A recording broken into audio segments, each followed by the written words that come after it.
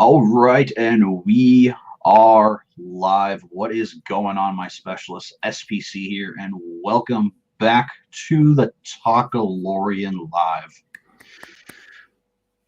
Man, it's a sad day, man. I mean, this is the season finale, man. It was. I have no words.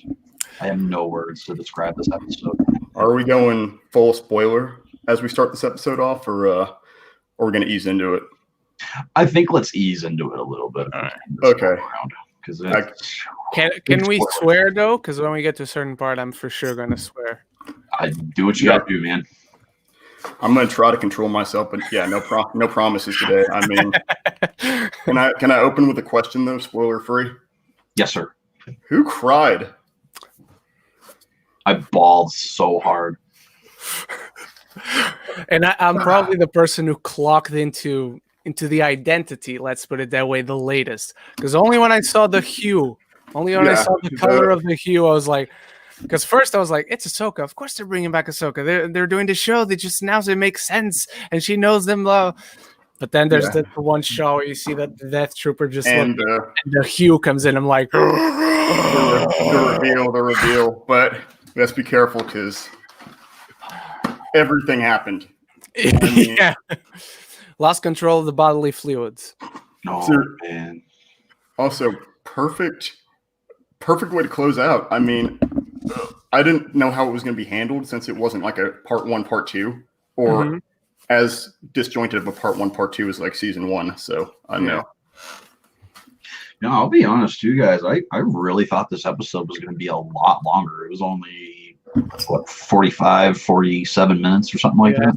It's the second longest of the season, I believe. Which is shocking. I mean, I can't believe they got so much plot, so much emotion like in there, that compacted, that concise, but without it feeling rushed, like without it feeling like we missed anything.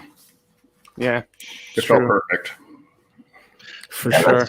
That's the best way I can describe this episode, dude. It is 100% perfect Star Wars. Yeah, I agree. I meant to text you or tweet you, Ren, because Austin and I touched on it a little bit. I already think this is a 10 out of 10. I'm gonna go ahead and clock my rating in best episode of the series so far. I can agree with that statement, man.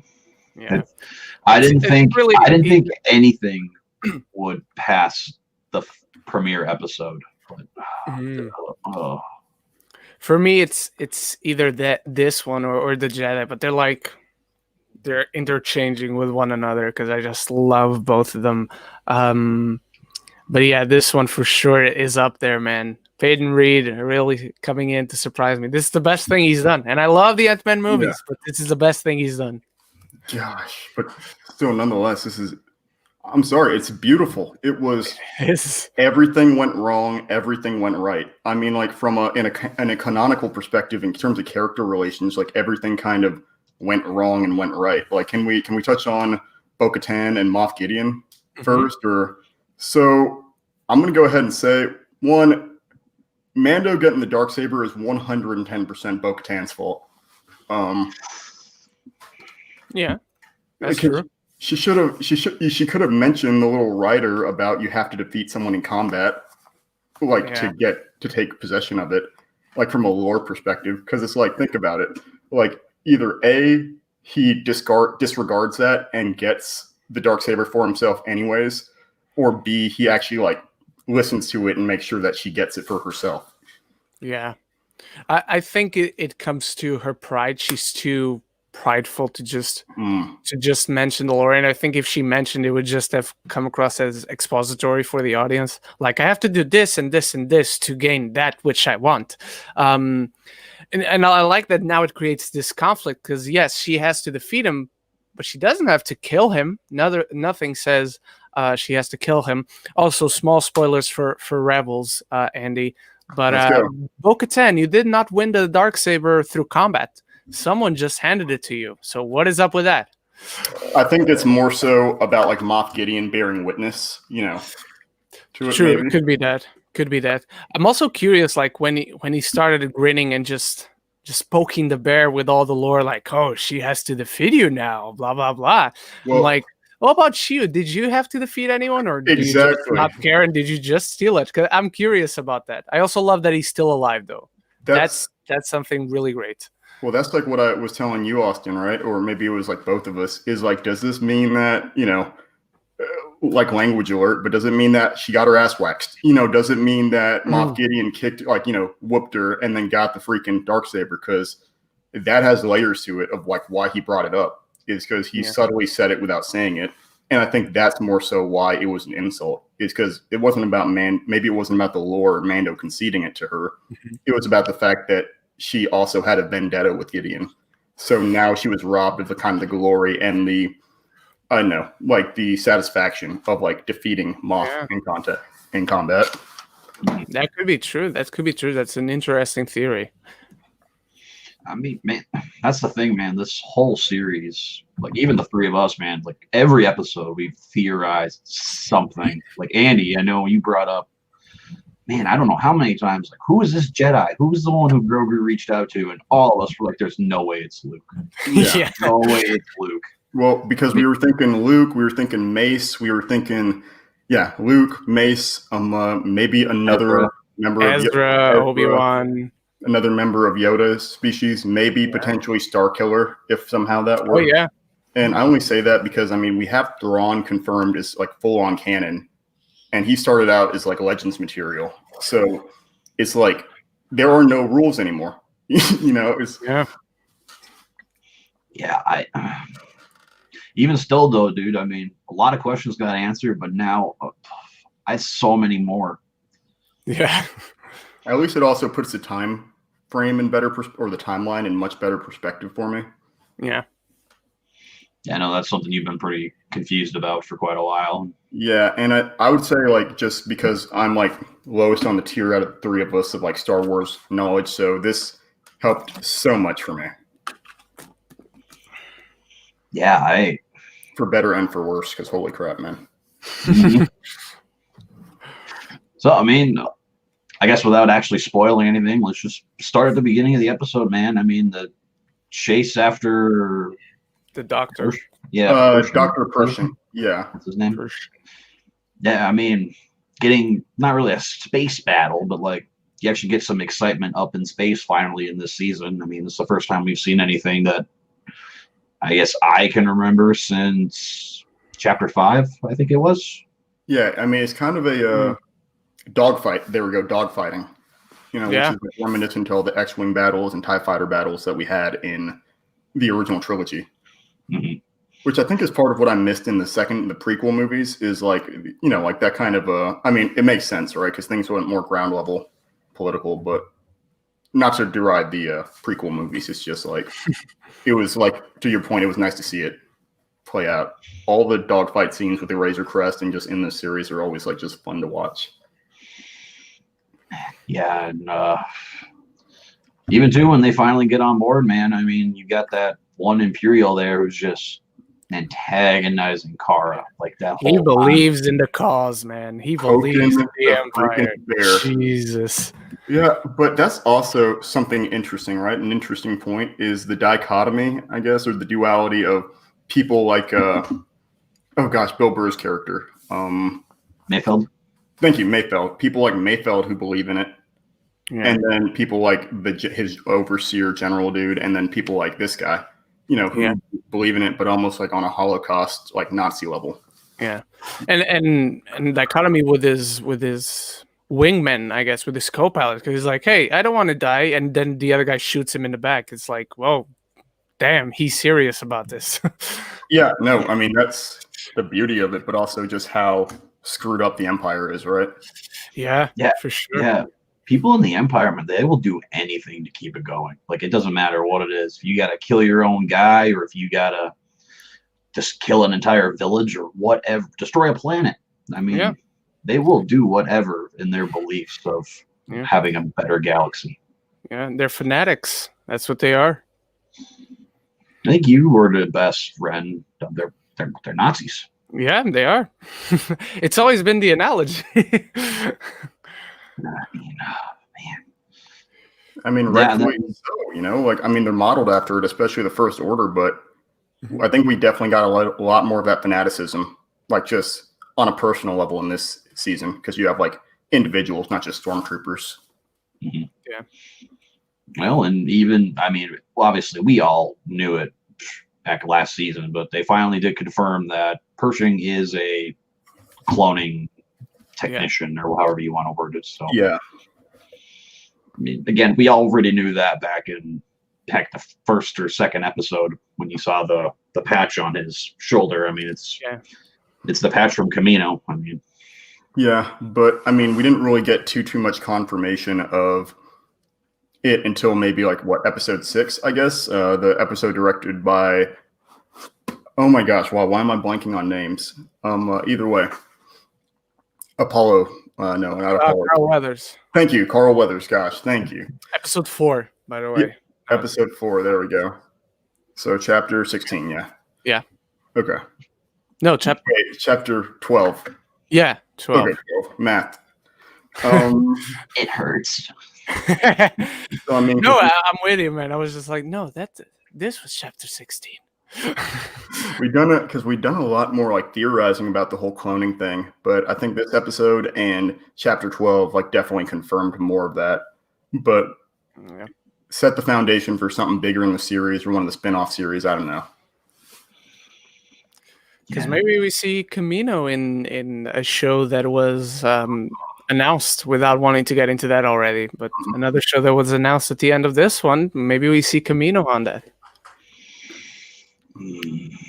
That's interesting. Actually, yeah, we'll go into that in a second, because that's interesting and goes back to something I was kind of curious about the series earlier. But so yeah, we open, like you said, with the dogfight, and then with Boba, and then let's see, Marshall Dune. There we go, and Cara getting into it with the Empire. I love her little quip, like when she's like, we were on the Death Star. She's like, which one? Yeah. She's looking right back. I hate it because it was such a good line, but you don't get to savor it because of just how much vitriol this dude has, like just how freaking salty he is.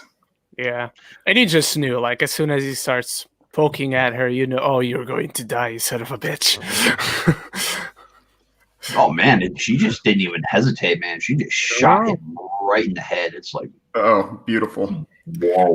My favorite part about that actually is the little detail that it says about the tear, because the tear apparently is a sign that you survived Alderaan. Weird that Princess Leia didn't have it, but still a really nice detail. I think it might have been like a soldier tattoo. You know what I mean? It's like it's the rebel insignia. Yeah. But I think that might have been like like a no, it might have been like part of her specific like faction, not faction, squadron, or something like that. Yeah. It could be, like you said, for Alderaanian soldiers. Yeah, because you had the X-wing pilot we saw earlier in chapter 12 as well, and I don't think he had a teardrop either. No, he didn't. So that opens up some interesting questions about where Cara Dune was like actually stationed or like fighting or whatever, especially if she's Alderaan. Yeah, for sure. I guess kind of veer off topic just for like a second, but still ties in. I guess, Ren, we didn't really get your thoughts on the stuff that was announced on Thursday last week. Oh yeah. Ooh. Do you think the Rangers show is the Cara Dune spinoff they've been talking about? Yes. I don't think she'll be like the only character. It will be her and a band of a few characters. Maybe we'll see the Paul Lee's X-Wing fighter, the Wolf, Tarson Wolf. I believe that's his name, that we've seen throughout the season. I don't expect to see Dave Filoni as a recurring character, but yes, I think that will be the show that she stars in. Not alone, but yes. Mm-hmm. And then I guess my other question for you, man, I know we've been talking about it almost every episode you've been on, man. That Ahsoka show, is that the Rebels sequel that you want? Yes. Okay. I thought the question was heading somewhere else. Is it the Rebels sequel that I want? The only reason I say not exactly, I won't say no, but not exactly. I just would prefer animation. And if Ahsoka did get her own show, I'd prefer it to be something else and not like the Rebel sequel. But I'm happy with it, especially because the logo has a certain thing on it that you know about, Austin. Andy doesn't know about what that is. This sucks. But I can't wait for you. Gotta watch Rebels before that show, because man, that logo that's way too specific. They didn't put that on by accident. I mean, so that all leads me to think that either way, that Thrawn is going to be explored in the Ahsoka show. Oh yeah, they've confirmed he's going to be the villain, at least in the first season. Right. I guess that's what I mean. Is like I didn't know if it was going to be a mini series like we talked about, or first like full on series. So it's interesting because on the presentation on the Disney Investor Day, they were very specific about what was a long running series, but those two specifically, they didn't say anything about it except it's going to be airing at the same time as Mandalorian, and the timeline is going to be the same as Mandalorian. But they didn't say if it was a limited series, a long running series. They didn't say anything about that. And I love the idea of coinciding timelines. It's like I love the idea of like seeing things from multiple perspectives or at the same time. It's like why Pulp Fiction is such a wonderful movie is when you're getting different. I mean, and other movies like Reservoir Dogs does the same thing. Like Quentin Tarantino is really good at that, and there's other examples, but I'm not nearly as film apprised as y'all are. Film savvy, but I love when you get to see multiple perspectives, same timeline, whether that's like the same event or events that are concurrent and might feed into each other, but at the same time, because they might end up being happy coincidences. It's like the opposite of what we mentioned earlier, where as like a viewer, we know more than the characters do. But it's like the idea that because something's not said, there's no direct correlation, but those actions might impact the other without them realizing they're impacting the other. Mm-hmm. Yeah, I mean, that's something that Fallen Order and even the last 4 episodes of Clone Wars do, man. I mean, we get and Rogue One. Rogue One does that. No, yeah, true. But they give us different perspectives on Order 66 instead of just like the characters that we know. Now we have these 2 extra characters in Ahsoka and Cal, and we get their perspective and how heavy Order 66 affected them throughout the course of the events or whatever. Yeah, not only them, but you also get a more of a sense of how the galaxy as a whole was effective, because it's going back to the analogy of the Empire being Nazis. It's just like when you watch certain movies that the Nazis like are not in it at all, but it's in that time where they start gaining power, and you see how these random apparently people are affected by that devastation. And in Fallen Order and in the last episodes of Clone Wars, it was exactly that. How did that event ripple throughout the galaxy per se? That does remind me in a way. Actually, y'all mentioned war movies. So in our podcast the other day, Austin and I, we were talking about war movies. Actually, this was yesterday. Wow, good night. But we were talking about war movies because I don't gravitate to that. But 2 war movies I would recommend, quote unquote, war movies. They're kind of like tangential war movies. I would recommend people see are both animated. They're both anime. I know what you're gonna say. Oh god, Grave of the Fireflies. One of the best movies I never plan to watch again. And The Wind Rises by Hayao Miyazaki. And they're tangential war movies because the former, Grave of the Fireflies, deals with 2 war orphans. Right during World War II, you never hear about the atom bomb. You never hear about Nazis. But it is still like how they're treated and how they have to survive, consequential to the events going on around them. And then The Wind Rises is about the Japanese engineer who ultimately led to the Japanese aviation revolution that led to Japanese kamikaze pilots. Yeah. That one, without wanting to deter the conversation towards that, I just want to say I can watch The Wind Rises again because I feel that has a more positive ending, like because it is so just it's parallel and it's not actually in the war. But Grave of the Fireflies, man, I cannot watch that again. Jesus. Yeah. Well, I like in terms of like that whole war and coincidental idea, like in a way, and this is maybe something I'd like to see. We kind of get this in Star Wars, peppered in and out, but I feel like The Wind Rises does a great job of telling the innocent perspective of like this technology that was gone on to do terrible things, but it wasn't the inventor's fault necessarily. You know, Exactly. if the author or the creator doesn't determine what the consumer does with their work. Exactly. You know, it's like Eli Whitney created interchangeable parts, which, you know, went on to greatly speed up how guns could be built, vehicles, tanks, but they're also the reason why we have Legos, you know, so. It's true. But yeah, so that's like also a perspective I like, is when there are kind of innocent, quote unquote, actions or B-sides that have like those, I don't know, those like larger scale implications, like especially when you find out like Grogu's whole backstory. Yeah, true. Yeah, man, I just well, even to Rogue One, I mean, the Rebels even show they're not all that innocent. I mean, Yeah. Cassian Andor is a huge example there. Yeah, that's why I love that character. I cannot wait for the show, because they paint the Mandalorian, and other stuff has done this. Not specifically Rogue One, and that's not a bad thing. But I like how Mandalorian has these instances where it kind of humanizes not the Empire, but people who are a part of the Empire. Mm-hmm. And Rogue One does the reverse for the rebellion, which is like, yeah, they're not all like goody two shoes. They're people who are morally gray.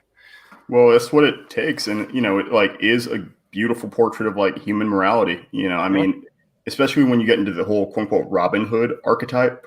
Yeah. You know, which is steal from the rich, give to the poor. It's like, just because they're rich doesn't mean they're a bad person. You know, Exactly. but also it's like, are you stealing from the rich, or are you killing the rich and taking their money? And this ain't a whole wealth cap argument. All I'm saying is, you know, it's like there is good coming out of the action, but the steps to get there are that, do they justify the good being done? Exactly. I mean, yeah, you know, in Rogue One, definitely. And I guess that's because I like the movie, but at the same time, I love the movie. I'm with you. I'm the same way, man. I mean, I might have my occasional problem here and there. Unfortunately, Ren Cassian Andor is my biggest problem with that movie. How dare you? I mean, I'm not a fan, but I mean, I look at it this way, dude. Boba was the same way when we started the series, man. And true. By the 6th episode now, I'm a fan. And even every episode that passes, I'm more and more of a fan. So maybe Andor will do the same thing for me. Who knows? That does remind me something that was something that had huge implications. I mean, once again, low tier Star Wars guy, but one thing that was beautiful is the bar scene when they go to confront Bo-Katan and her crew.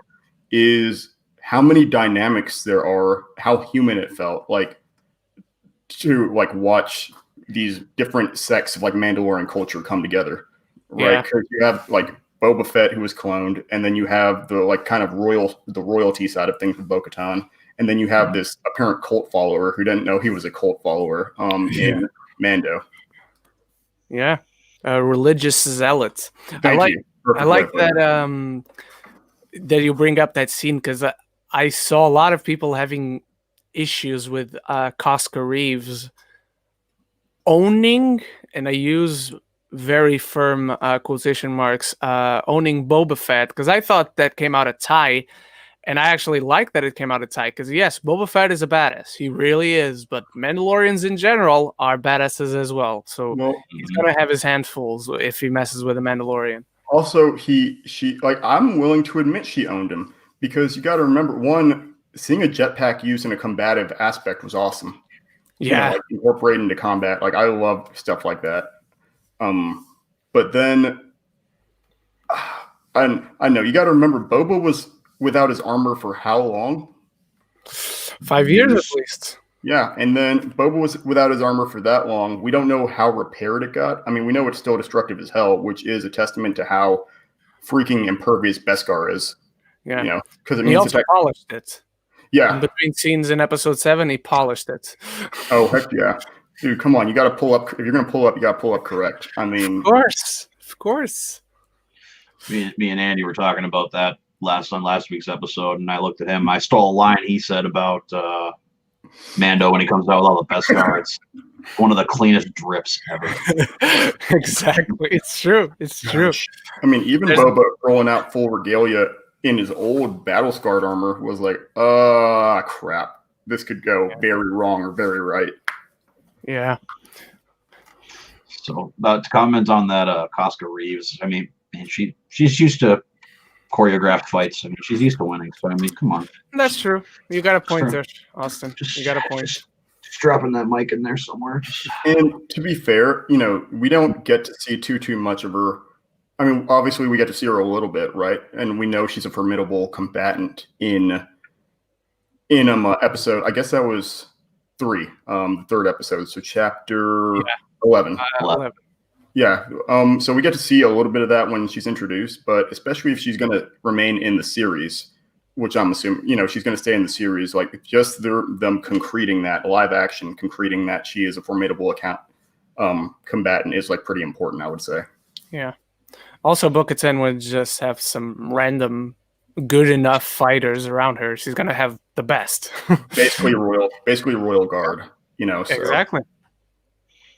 I mean, man, can we even talk about too the conversation between Bo-Katan and Boba? I mean, she like, I know you're kind. You're a clone.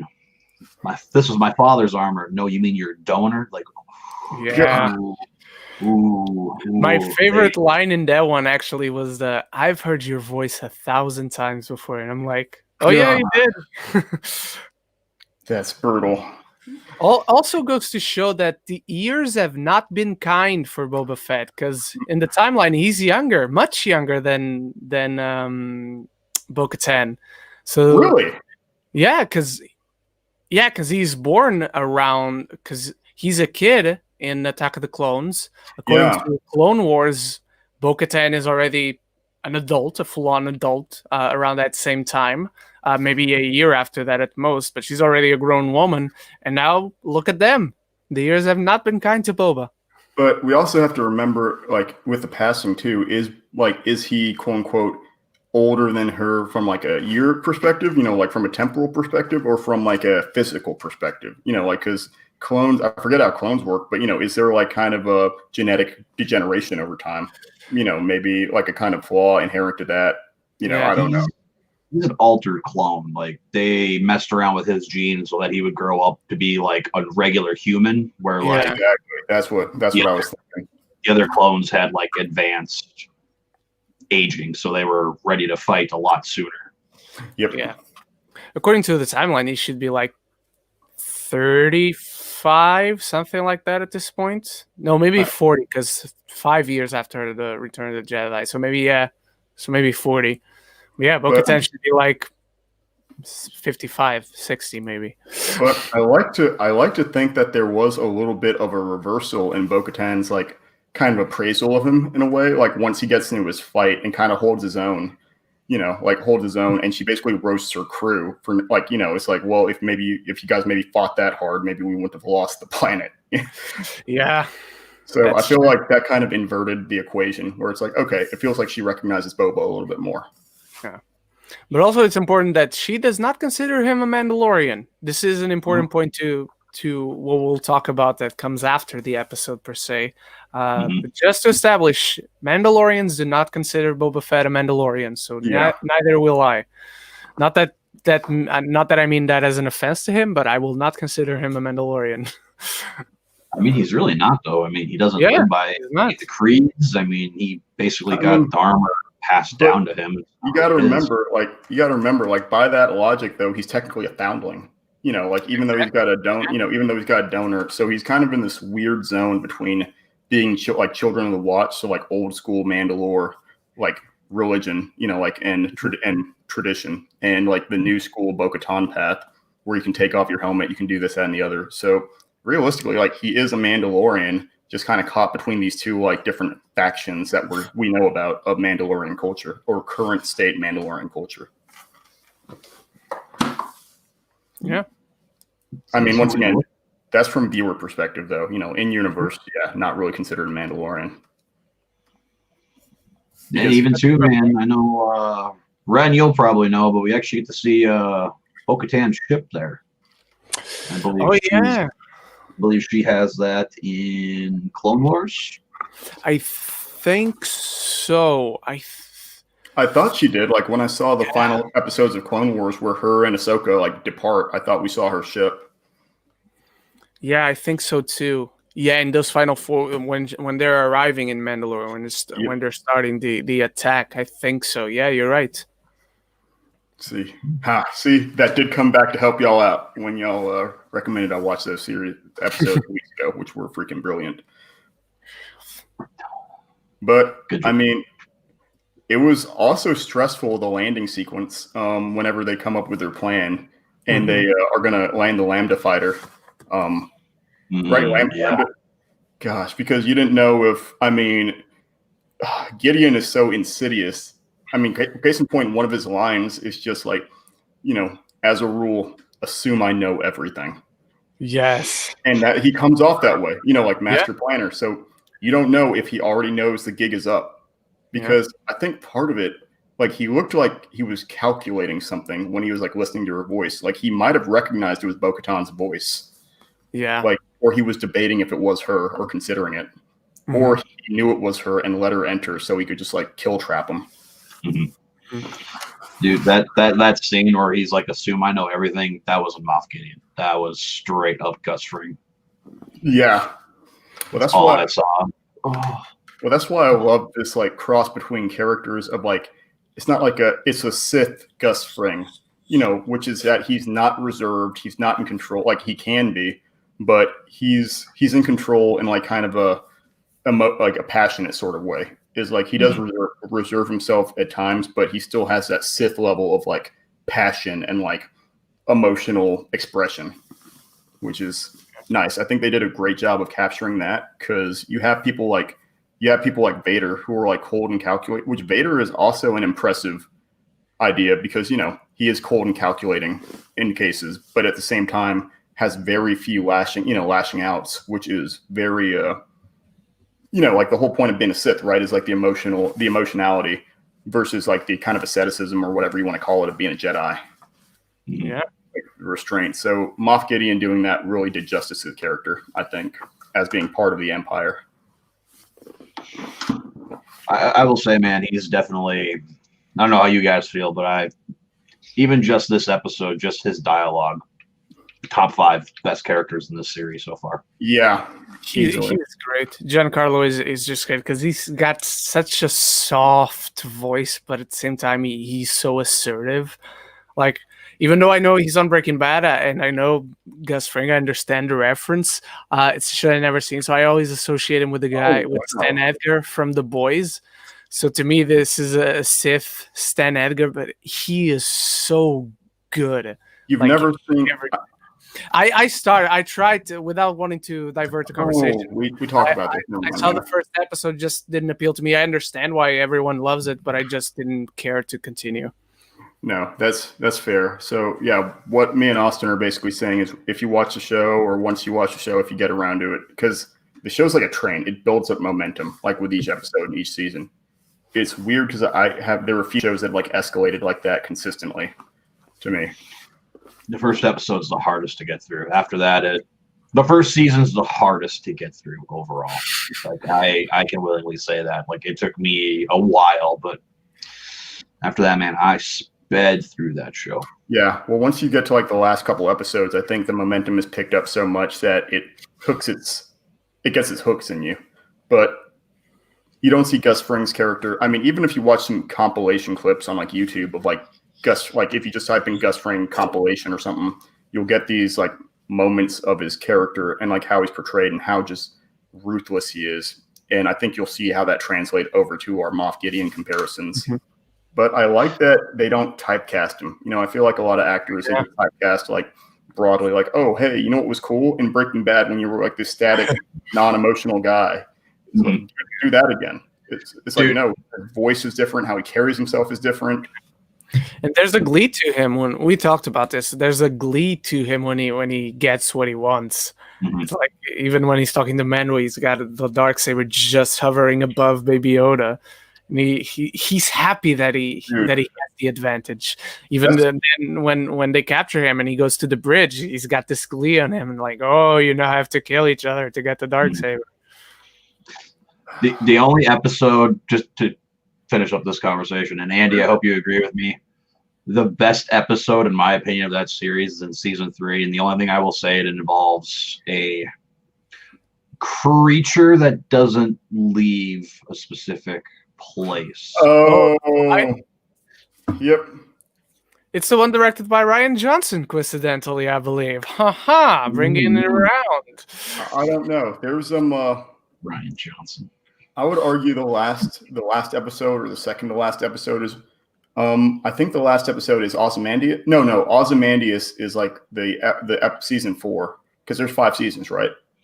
That's season 5. That's like the 3rd or 4th to last episode of season 5.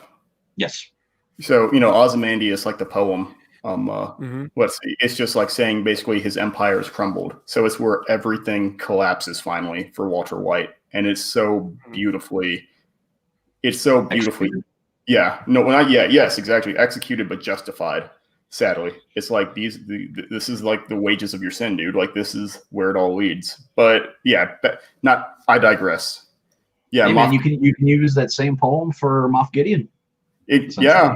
Well, that's the thing, though, is like Moff Gideon's legacy and like the seeds he's sown have carried on, because he's still alive. He still, remember what he said is like, you can take the child. I've done all I want with it. So he got the midichlorian blood, for clones. He says we've researched it, so they've already gotten what they need out of Baby Yoda. So now all Baby Yoda is a bargaining chip to him, So I need to know if I'm the only one here. Did anybody for like a split second actually believe Moff Gideon? Because I won't lie, the way he delivered that. Oh, dude, the way he delivered that line, I'm like, oh, and then he walked away, and I saw his eyes turn. I'm like, you son of a. Well, I will say this: even though I didn't believe it, I was willing to go with it, but I was always like, do you really mean this? Do you? Oh no, you don't mean this. You're a bad man. I was going to say 50. I was going to say 50-50, but that scene was like 33, like, a third. Like there were 3 different things I equally believe could have happened. I equally believed he could have killed Baby Yoda as much as he could have let them go, as much as he could have, stabbed Mando in the back. Like the tension was built so high and executed so well. It's like I legitimately didn't know which one I wanted to go with, like which I would have believed. And to that, to credit to Austin, and I know a few other people that actually believe them.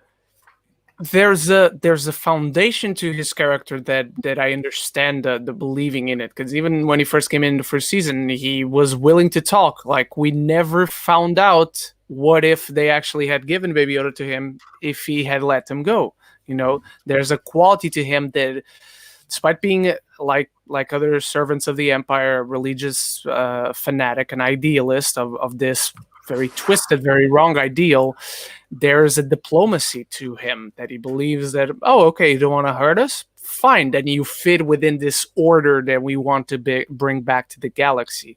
So there's something to that, to believing in him that it could be true. Well, I mean, that's just that snake. That's just a snake. True. You know or scorpion. It's like a story of the scorpion and the frog. Scorpion right? Frog. Yeah.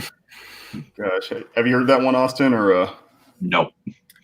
Ren, I'll let you tell it. It's curious because I just saw that like twice in 2 different movies recently. But basically, it's a story of the frog and scorpion. Is a scorpion wants to cross this pond. And correct me if I get anything wrong, Andy, please. But the scorpion wants to cross this pond, and the frog, who can swim, the scorpion asks for its help. And the frog says, oh, you're just going to sting me. And so the scorpion promises not to sting him, and the frog says, okay, then let's go. And I think it's halfway through the pond.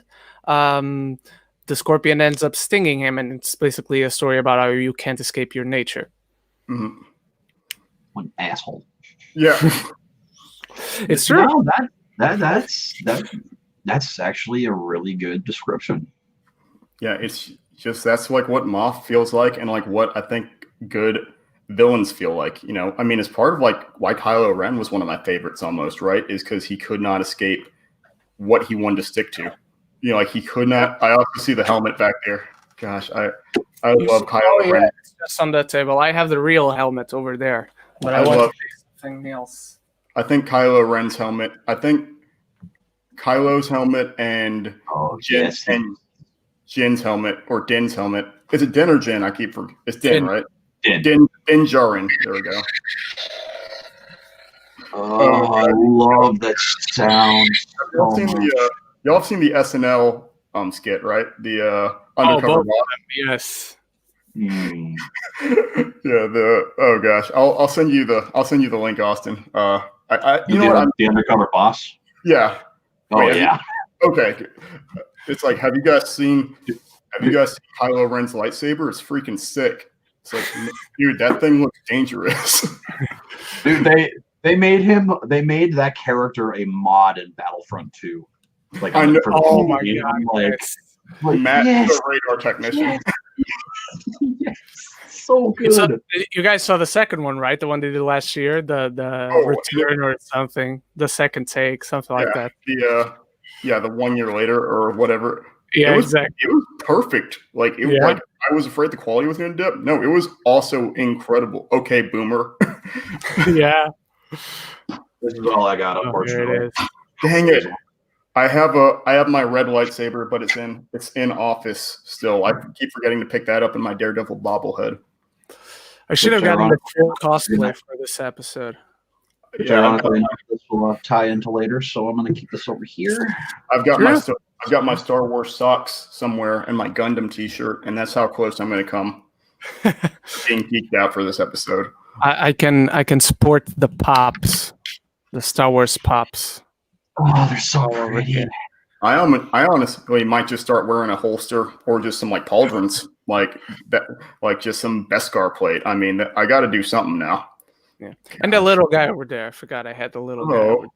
Maybe I'll get a Baby Yoda keychain or a cell phone thing. Man, that. Oh yeah, where are we at in our discussion? I guess one thing. So when I said like everything went right and everything wrong, the freaking Death Troopers. Holy crap! They came across like Terminators in this episode. Yeah.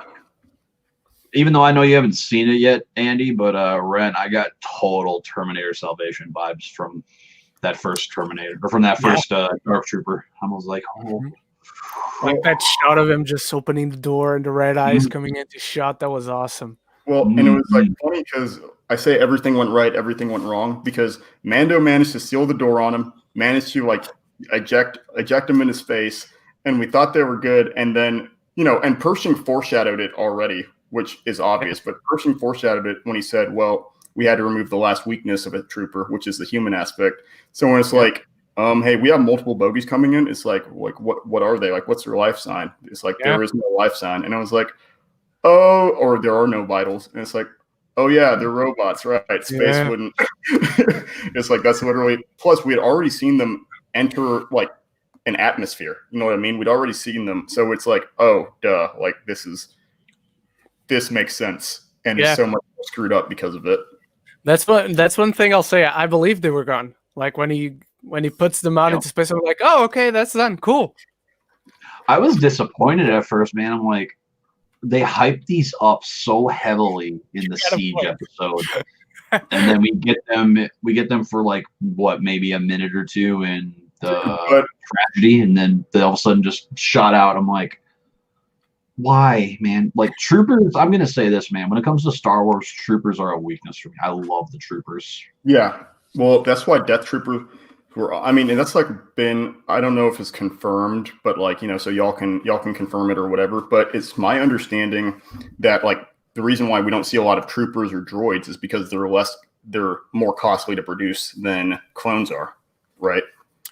Yes. Or good droids, which is why we see. I mean, technically, we see less droids because that was expensive to do in the first 3 movies. But Roger. Yeah, I mean, in the prequels, yeah, we get like a lot of droids, but then we get the Death Troopers, and it's like, oh yeah, Gideon's got the resources for this, But seeing him play out, I like that they added like the the caveat that they take like that they can't be run for long because of the power constraints. So it also adds like the layers on. It's like, okay, so yeah, this is why you don't see a lot of droids anymore, is the power, like the upkeep, like the AI, like there's multiple reasons for it. But then when we do get them, these were like next generation. These were like Terminator T-1000 or something. Like I freaking loved it. It's because I was constantly thinking, especially in that part when one has got Din by his throat and just. Oh gosh, I was like, how is he gonna get out? I was afraid he was gonna crack the plate, like legitimately, or crack the glass or something, because I was like, this thing's hitting like a freight train. And the fact that we don't see him, I think, makes it more scary because you're just imagining his face inside the helmet just getting crushed and crushed. And without wanting to get further into the conversation, now we know where the power status lies. So if Din ever wants to get nasty with a certain someone, he's toast for sure. Yeah, man. And now Din has more of a reason to hate droids again. So that's true. That's true. No droids. No droids. You also know you have a freaking problem when the whistling birds don't take something out. Yeah. When those did nothing. Yeah, I was like, at least do some damage. You know, like that should at least like chunk him. Like if we're talking about like RPG boss health, like that should at least chunk something off of him. But it stopped him for a sec because all the other things he didn't even flinch. Like he was burning up and he still kept on attacking. Like the whistling bird just, and then he continues. At least the flamethrower, but that was like it stunned him, and then the flamethrower like superheated him enough so that like Boba could like pierce him. I mean, Mando could pierce him. Yeah, that's true. That's fair. Well, guys, now we start getting into like the big part. Yeah. His fight with Moff Gideon against that Darksaber, man. So cool. Like, it's just shot really well. Very intensely so. And Giancarlo, he's going for it, man. He's just going with a Darksaber at him. And going back to a little bit that you brought up earlier, Austin, he says, well, the friendly advice. Assume that I know everything. You're traveling with Bo-Katan. Yes, I do know that you've been traveling with Bo-Katan. I know you used your last missile salvo. Yeah, so good. And it was just good to see Baby Yoda again, even though he's in handcuffs. Just good to see him again because he wasn't in the last episode, and I felt that missing. Oh yeah, that's right. Wow. But just an all around great scene. Gosh, I'm not gonna lie, dude. Like, I thought the Darksaber actually was gonna do some damage to him, but it's just like when Ahsoka was attacking him on Corvus, like just nothing, no damage, no nothing. He was just able to hold it off for a while. Yeah, but I'm curious now because her blades, they didn't like heat his Beskar up on Corvus, did they? Like they just. No, I think it only heats up the spear because it's around a thin thing. Because even when he hit his armor, it didn't heat up. But the spear it gives him a fighting chance. But if it heats up and breaks, man. Well, that's why I was curious about if it was going to heat up and break because I think because I mean, once again, he was like hammering down on the same spot. Like he was trying to find a weakness. So. It's like because Beskar is basically invincible, but is it? You know what I mean? Like I don't know when it's like broken or if it's broken, but I mean like that was scary. Like I thought the spear was going to break and then he was going to use like a Screama sticks or something to finish the fight. Mm-hmm. I was waiting for him to go like full Ahsoka and grab both sabers and try to fight him. I would have loved to have seen that. I've seen her fighting style. Yeah, I know how to do this. I mean, basically, that's I mean, I just love that it does not stop consistent in Mando being as capable of a physical combatant as he is, a weapons combatant or with weaponry. So martial arts prowess and weapon prowess. There we go. Mm-hmm. Gosh. So good. Yeah, man. I mean, their fight throughout the ship. I mean, there were a few times, but even after he gets beat, man, he's got that smirk on his face like, "Whoa, this should be interesting." It's like, oh yeah, because he knew what just happened. Mm-hmm. Yeah. Can we talk about Mando walking in with that saber lit up, man? Oh, yeah. Amazing. I love that shot. I kind of wonder, in part, if the saber was lit up because he didn't know how to turn it off. Like, because has he actually ever used a lightsaber before? He eventually does turn it off, so I think it was only a matter of keeping this threat over Moff Gideon. Duh. Good point. That makes so much more sense. I could be wrong. It could be on the money, Andy. No, that makes more sense. And I mean, the thing's got a button on it. I'm pretty sure he could figure it out. Yeah. But yeah, man, even when he walks in and Bo's face, she's like, "What are you doing?" She straight up turned into a mom there. I was like, "Oh, you're gonna immediately." She's like, "What the hell happened?" The salt was real. Like she was she was not happy. Yeah. I like though how they explained everything. He's just like, "Here, I don't want it. I got the kid." And he's like, "She can't take it. She has to beat you in combat." Okay, here, I yield. Yeah, right. She just sits there and just stares at him. It's like, I feel like she could also just like have a sparring match, like toss her the spear, like see how you do, get your ass wiped, and like get your butt kicked. That sounds weird. Get your butt kicked, and then like just hand it over. Yeah, me and Austin were talking about it. I don't think you were here yet. That they have to fight, but nothing says she has to kill him or he has to kill her. He didn't kill Gideon.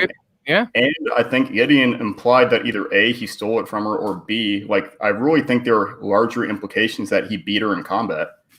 Mm-hmm. You know, and I hope we get to see them. Because the main thing is like he also like, what if her crew doesn't know she was beaten in combat, right? Like, what if she was beaten in combat and you just sowed this whole seed of doubt as to like her combative prowess and if she actually deserves to be Queen of Mandalore, you know? Mm-hmm. Well, I mean, because what is it? Season 4, season 5 of Clone Wars.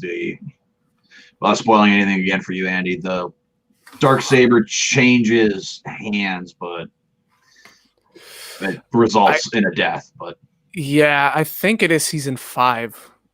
Because that was the big conclusion before the season 6, which was just like random important stories in each episode. But I believe you're right. I'm going to check on IMDb while we continue speaking, but I think it was season 5.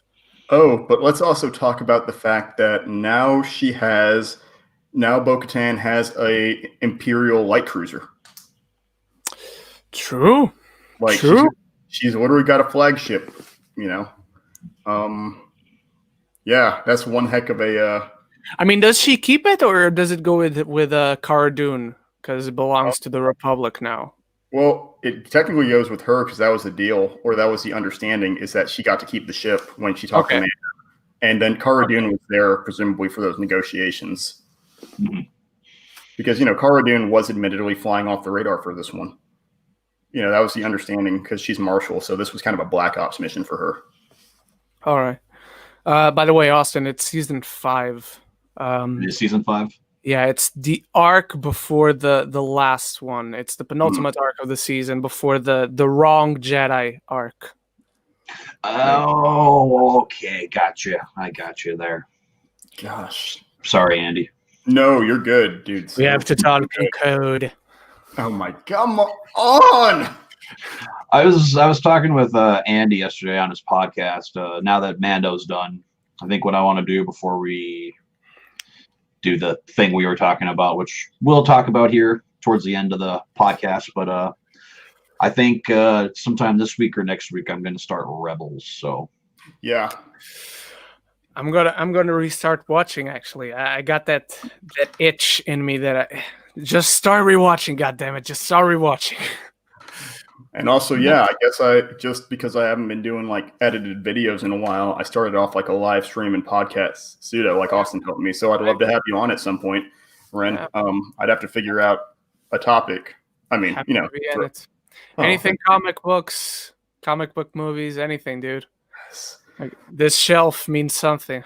Like, it's all comic book stuff. Oh, heck yeah. Let's freaking go.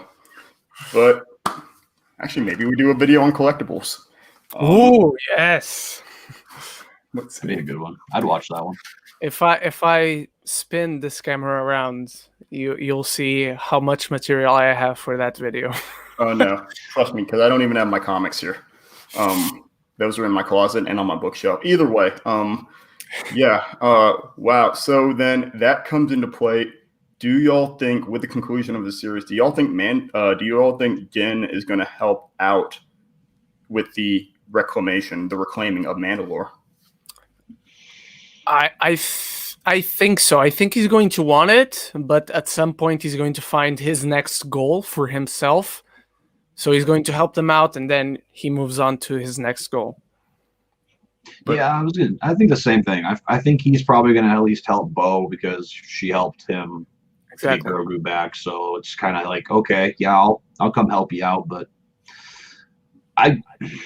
part of me wants to say maybe Mando will go back to just being a bounty hunter again, because I mean, Grogu's gone. He saved him, but of course, obviously, he's which we're going to be getting into there in just a couple moments, man. Because that does make me think, because Bo-Katan is clearly not going to. I've got a couple thoughts, because she's clearly not going to pull that off by herself. So I think there's clearly other Mandalorians out there, but either A, she knows where they are, right, and is going to rally the troops, has been like waiting to give them a signal, so to speak, and B, I think maybe the Children of the Watch will come back into play, like, and there will be some like conflict / like resolution there where they join her in that plight, like reach the agreement, I guess. Yeah, my question is someone ruling Mandalore, or it's just abandoned? Because if it's just abandoned, all she needs is, here, I have the Darksaber, I'm the queen, and that's it. I'd be much more interested if someone not rightful was ruling over it. I think it's both, right? Because, for all we know, if they can't go to Mandalore, like Mandalore didn't get destroyed, like, which means there's still Beskar steel there. So people could be there mining it, but they couldn't access it. I mean, without the right resources, or I don't know, whatever. Because the planet got glassed, as they said. So yeah, there are I layers. feel like that or the Empire's there. They've got to be. Yeah, it should be. It's probably an Empire thing. I mean, man, they got resources there. Like, well, they've got to be Empire, because, like you said, they're resources. But remember, the timeline basically justifies that, yes, Mandalore was glassed and everything, but Mandalore was glassed while the Empire had a Death Star. Exactly. So to me, it's like they glassed it intentionally because they knew if they could wipe out Mandalorians, one, they don't have one of the largest threats in terms of fighting forces in the galaxy, but two, they also have an immeasurable amount of resources to be harvested in terms of Beskar, which is literally used as a currency because of its rarity and value. Mm-hmm. And I'd be curious if it was like a subordinate of Moff Gideon who is ruling over Mandalore. He or she had the Darksaber, and Mandalorian and Moff Gideon was just like, "Oh, I'm superior to you. Just give me that." What I would have loved, now that I think about it, I would have loved if Vader's armor were made out of Beskar. That would have been amazing. True. He probably would have beaten Luke if that was the case. Yeah. Another clean drip, Andy. Another clean drip. Gosh. Shall we say? Yeah. Go ahead, Andy. No. What were you gonna say? No, I was about to move on, so please do go first. Oh, thank you. I appreciate it. No, I was just gonna say, yeah, I really hope we get to see that followed up with in this series. Because Austin, did you say, like, real talk? Did you say that George Lucas disowned the current trilogy as canon? I mean, like, disowned them as canon, or what was the ruling on that? Or are they still are? The sequel trilogy, or what? Yes. The episode 7 through 9. Abram, what do we call that trilogy? Sequel trilogy, yeah. Oh, right. No, that makes sense. I do not think he has that power. Yeah, I was gonna say that's kind of out of his. I mean, from what I've heard, though, It's this trilogy is vastly different from what he wanted to. I think man. so. I think we talked about it on here before, but like I think so. At least you and I talked about it. yeah, But it's gonna be here. Where else would Andy be? Yeah, right. I'm just saying, make it Legends. Make it Legends. Let's freaking go. Come on. From what I've read of his ideas, I'm like, man, I love you, George Lucas. I worship you because you created the originals, but I'm really glad they didn't go with your ideas. And it's not even about honoring like Lucas's ideas, no offense, because I do agree with that. It's more so about the direction and trajectory the Star Wars universe is on right now with series like The Mandalorian, and if that is going to clash with the canon established by the sequel trilogy. I don't think so, because now that it exists, they just have to go by that canon. They can't think anything about it. It's not. And there's a massive. Now that I think about it, there's a massive enough time gap between the sequel trilogy. The sequel trilogy, because Mandalorian comes after both shows. Rebels and Clone Wars, and then you've got a massive gap of time between the sequel trilogy. So yeah, it remaining canon would be perfect. Yeah. There are lots of people, there are lots of YouTubers I watch. They think that like The Mandalorian and all these other shows are trying to erase the sequel trilogy as a whole, which exactly. I'm still gonna say it, man. I enjoyed the sequels as a whole. I know it's not for everybody. I know I will willingly say yes, there are problems within them. I've never denied that. There are problems in The Rise of Skywalker, and I still Exactly. Nothing's perfect. Apart from the original trilogy. The original trilogy is perfect. Actually, what did just occur to me, though, is especially when you get into the reclamation of Mandalore and everything, is that it might be looking past the sequel trilogy to build into the next trilogy. Like, to set a foundation for that, because we're going to abandon the Skywalkers at this point.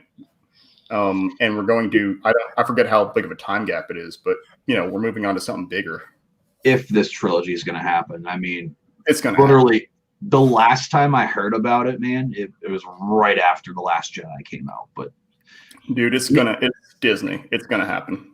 Oh, well, regardless. I mean, might be they're going to do an episode 10, 11, and 12. Because I mean, that's even another thing they never mentioned at all at the investor meeting, man, is Rian Johnson's trilogy. So if it's still going to be Rian Johnson's trilogy. But I don't think Rian Johnson's trilogy, whatever it was going to be, I don't think that was ever meant to be the next episodic one. I think it was going to be do a trilogy about something else. Maybe in the Skywalker saga, maybe not, maybe before, maybe after. But I personally never got the sense his trilogy was going to be the next episodes. No, I can 100% agree with that. Yeah, that's fair. I can definitely agree with you, Ren. Yeah, because no, it could be like kind of not Legends material, but kind of slightly tangential, right, to the trilogy series, kind of Rogue One-ish. Yeah, but not necessarily in a prequel material, but still relates to the core trilogies and the Star Wars canon, but doesn't deal with everything else going on or is concurrent to the main movies. Yeah, I'm with it, which I actually prefer, because I'd rather they do something else, maybe an entire trilogy with all different directors, but maybe just have a plan ahead of time. Even though I'll defend The Last Jedi, that it doesn't go against anything The Force Awakens set up, but The Rise of Skywalker certainly did. Well, and that's once again, that's the problem with it, is like Sean put it, like our buddy Sean, and then we've all put it, it was too reactionary. Is at least say what you will about Lucas's vision or about the prequels or the original trilogy, but at least they had a contiguous vision and contiguous narrative. Yeah, like there were no gaps in logic so big that it was like, this doesn't make sense. It was all like, oh yeah, this all flows. I might not agree with it or like it, but at the same time, this all flows and I can appreciate the universe and the settings it establishes and the characters. The two best examples that I've been using for that since the Rise of Skywalker came out a year ago was the prequels. They're much worse movies, but they clearly had a through line. Clearly, they didn't change anything in between. It was from point A to point C, and that was it. Even though they are much worse movies, in my opinion. The other example I've been using is that for the Rise of Skywalker, they just became the DCEU, the ECU. That people didn't like this. Let's completely change it and do something else entirely.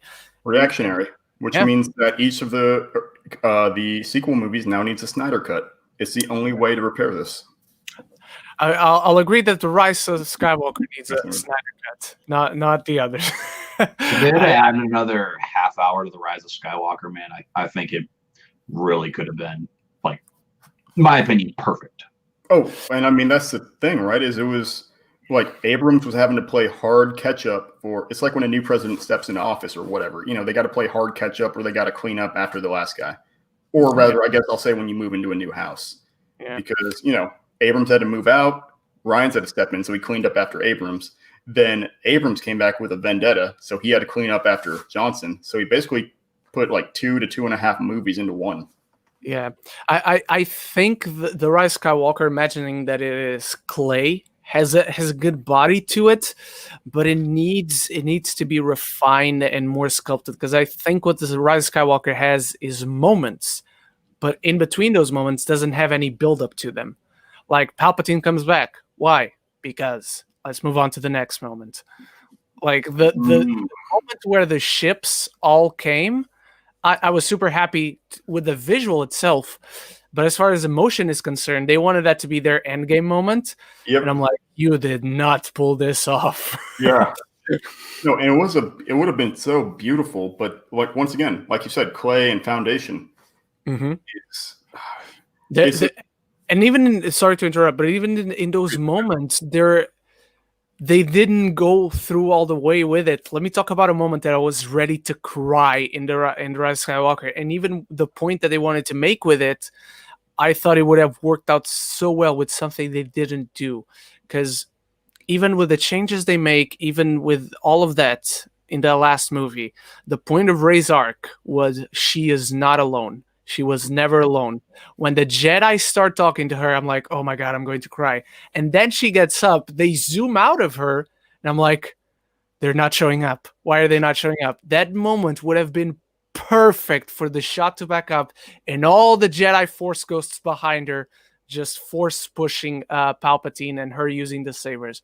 And like, they didn't do it.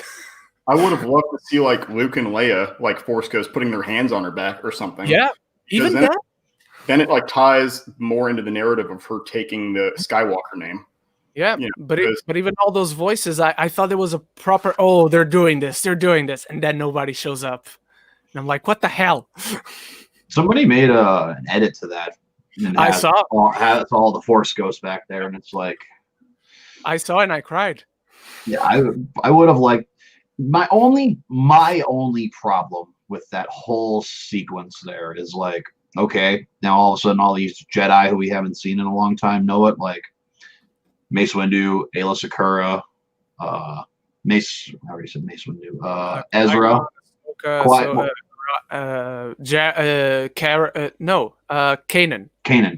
that's the other one. Like, how did all these guys learn how to become one with the Force? Did they just happen?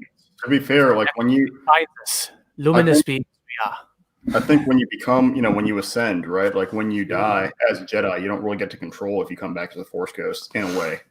Like, I think some people do, like Luke can like freaking astral project himself across the galaxy, He's the GOAT.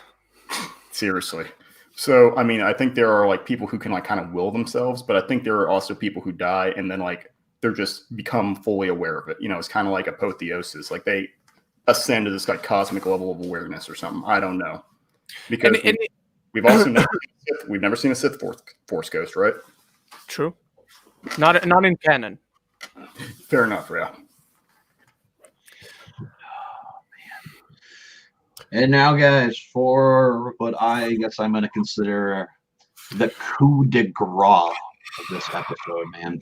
The cherry on top of the cake.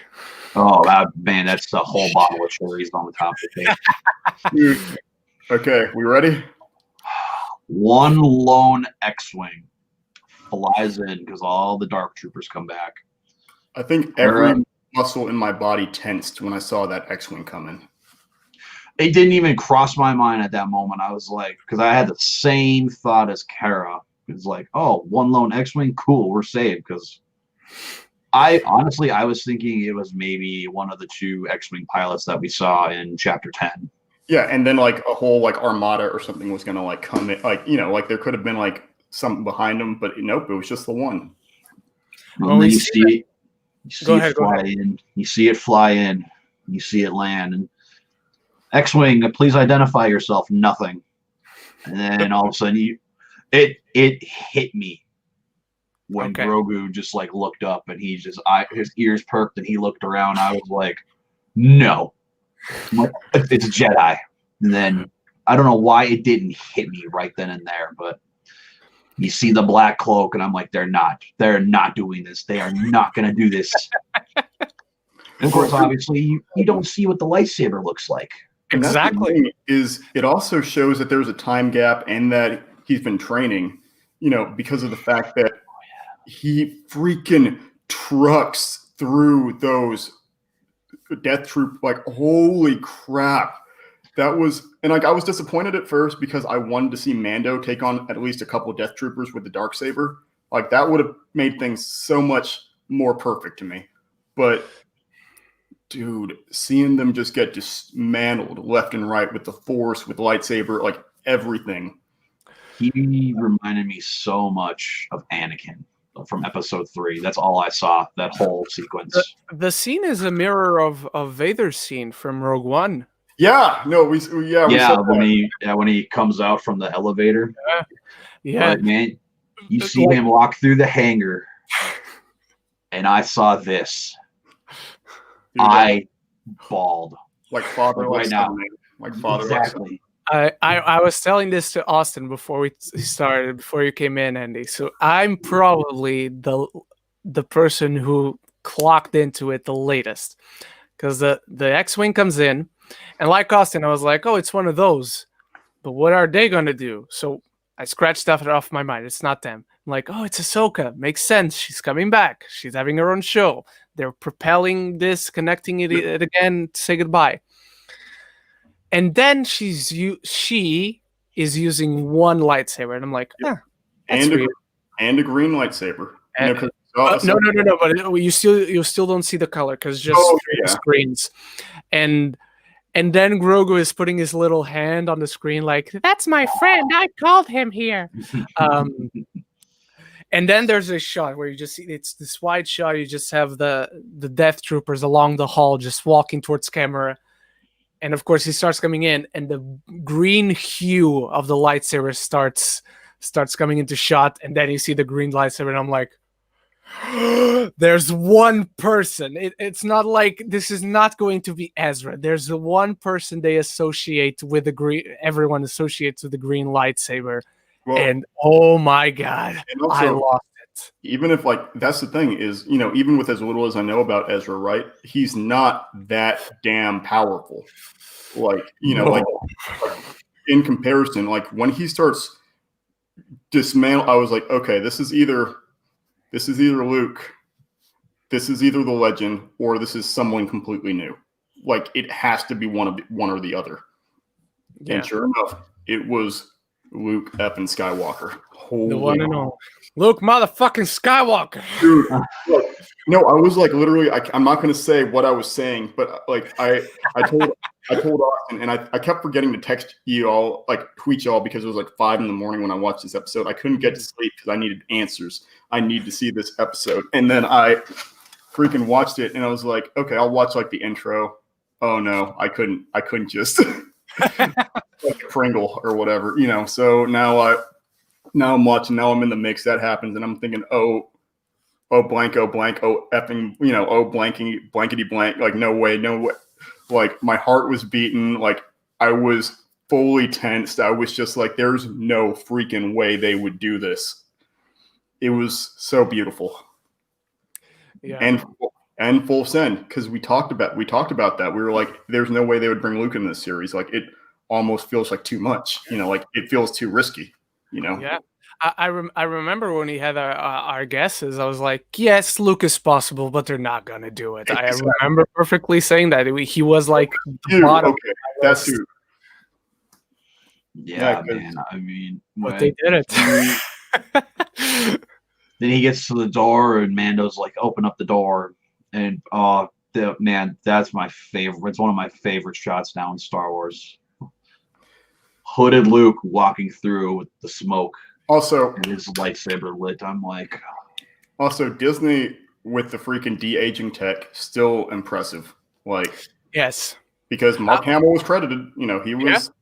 because he did the voice. I think. But I mean, he did the voice, but still, like to do the. I mean, the face was awesome. Like a little stiff at times. So you could tell, but at the same time, like Disney's de-aging tech, and then I guess just like face imposition, whatever you want to call it, was so good. Because even when he's walking away, the face looked good. Like from the angles and everything, which was shocking to me.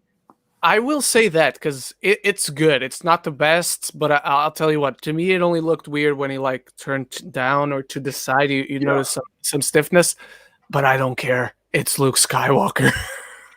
In that moment, I was like, this doesn't bother me. I notice it, but it doesn't bother me. I can agree with that, man. Because like I'm gonna say it, man. Tarkin and Leia from Rogue One. That's some of the best I've ever seen in a film. Like, To be fair, those budgets, you scale those budgets up compared to a single 45-minute episode of The Mandalorian, and it's like, dang.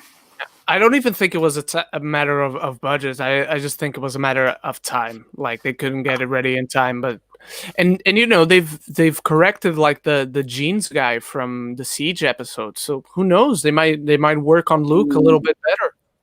Yeah, at that point, that's a great point. Isn't that such an interesting part about like releasing digital media, like streaming? Yeah, you can literally, it's like the video game revolution, right? Like once stuff started going digital, interconnected, people could just say, ship it, and then they could instantly push a day zero patch out.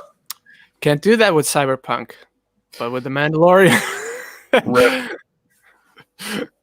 Gosh, man. I'm glad I canceled my pre-order for Cyberpunk. I had no interest in that game, period. I saw Keanu Reeves and I saw CD Projekt Red, and I never got into The Witcher. So I wanted to hop on board and I like Cyberpunk. I like Cyberpunk. I like space westerns. So this one was feeling, oh well. So yeah, with Luke coming into play, I'm still processing it because then that was like the height of the emotions. That was the climax of the episode. Like that was the peak, and then the downhill comes in terms of like the actual parting. Like because it was brutal because Luke didn't take Grogu. I mean, like he like took him, but like didn't take by force. He was like he's wanting your permission. Yeah. That whole sequence, like, and Grogu putting his hand on the helmet, and he's like, "No, I'm taking this out. You need to see me." And I mean, I see you with my own eyes. They foreshadowed that twice. I guess with the him lifting up his helmet to eat, and Grogu just like looking at him. Yeah, which I gotta bring up because I wasn't in the last episode, but my favorite moment of episode 7 was the moment where he goes for the face scan. It says it doesn't work with the mask on, with the helmet on. Immediately, he takes off the helmet, doesn't care that people are there. He wants to find this kid. That was my favorite moment of The Believer because he doesn't hesitate. That's how much this kid means to him. Yeah, but I also love in The Believer that Mayfeld shoves his helmet back in his hands and it's like, I didn't see your face. Yeah, because that's also really good. It was kind of this uniting of convictions where I think it finally clicks into place for Mayfeld, like how important it is, but also how similar they are for better. Yeah. Because it's like, hey, I'm wrong about some stuff. You're wrong about some stuff, but I also was really wrong about some stuff. Yeah, it's also a matter of respect. Hey, I respect that you don't want your face to be seen, so I'll just shut up about it. But I also like how every time he asks for people's help in this last episode and in this one, when he says that the baby is gone, everyone's like, okay, I'll help you. Well, immediately. It also just shows the the character dynamics and how well they've done with like building character. Is like him and Cara Dune's relationship doesn't feel like a one-off, like popped out of nowhere. It feels like it has been built across multiple episodes. Like they're actually allies. And I mean, to the point that they were both considering settling down. I mean, obviously just as friends, right? Platonically, right? But they were both like discussing whether they were going to do that or not. Yeah. You know, like it had these nice little moments that led up to it, like where it was clear, oh yeah, like she has investment in Mando, he has investment in her, you know, because she also asked him if he wanted to like stay and help, right? Like, you know, lock down the city as Marshal. So, man, I know. And then man. Gosh. That moment between Grogu and Mando, man. Don't get me wrong, man. Like, I was bawling seeing Luke in the hallways and everything, but man, when that hood came down, I saw Mark Hamill's face. Like, I bawled, but and that's I bawled even harder when he rips off the helmet. I'm like, oh my god, shades of episode 6. Yeah. And I think there was like the hesitation when he took off the helmet, not because he regretted taking off the helmet or was scared of that, but he was scared at the realization that he'd grown attached to Grogu. Yeah. I mean, I think that's why, looking back on it, I think that's why he cursed in episode, in chapter, 16. Holy crap. I'm struggling. 14. I think that's why he cursed at Dank Ferrick, is because I think that was like a sad realization of like him having fun with Grogu and him like being cheerful and him realizing what's about to. I mean, we had all like kind of talked about that, but yeah, now, I remember you asking why he did it, and I was like, yeah, I'm not sure, but that's a great point. So I don't know. I didn't like bawl. I like teared up a lot, and like, you know, there were some tears. But now I'm like, the more I think about it, it's like, yeah, they did a great job with the best worst dad in the galaxy. You know, best worst stepdad in the galaxy. Like, not his dad, but he is. Yeah. And then R2 comes in, and dude, that was like, you talked about cherry on top. That was cherry on top. It's like, oh, duh, R2 pilots X-wing, you know, or helps with the X-wing, so of course he's going to be there. And they have this little exchange, him and Grogu, and it's the cutest thing, man. Him walking towards R2 and he sees him, because when Mando puts him down, he's just grabbing onto the leg and just looking up. But so also, good. You know, yeah, the whole departure. But Luke signing off with "May the Force be with you." You know, I mean, I just, it's cool, but I just imagine Din hearing that and he's thinking, I don't know what that means. Well, I think he knows enough about the Force he knows enough about the Force and Force sensitivity at this point that he kind of like understands the concept of it. You know, but I think he's still, because he hung out with Ahsoka. You're right. But I think you have a very good point about where that might not need anything, because as far as we know, like, he's not Force sensitive. Like, his only comprehension of the Force is what he's seen with Grogu and Ahsoka, and like come into contact with on. I don't know. Because even until Ahsoka, he didn't know what that was. They just call it the magic hand thing. Yeah, you're right. So I think, if anything, I think it's kind of eye-opening for that line is like eye-opening, because it might have been like, what the heck does that mean? I agree with that part. I agree now that I think about it. But I think, no, it still works, because I think inflection says a lot. So the way Luke says that, even if he never heard of the Force, he'd be like, okay, this is a goodbye and a Godspeed or something like that. Mm-hmm. Yeah, it's a send-off from the Jedi of Jedis. You know, it's the GOAT. I'm going to say this too, man. Like, I was waiting for it, but I would have probably completely cried if Grogu would have used the Force and grabbed a little ball from Mando's pocket. Oh man! Oh, he didn't give him the ball. You're right. No. That's why it's more perfect, because now he has an item to remember Grogu by. You know, he has a little. You know, now he has a little token or totem that makes him think of Grogu. He's gonna wear a necklace with that little ball. I'm just saying, man. Like, that would have probably have shattered me if he'd have looked and he'd have just seen it in his hand. And just.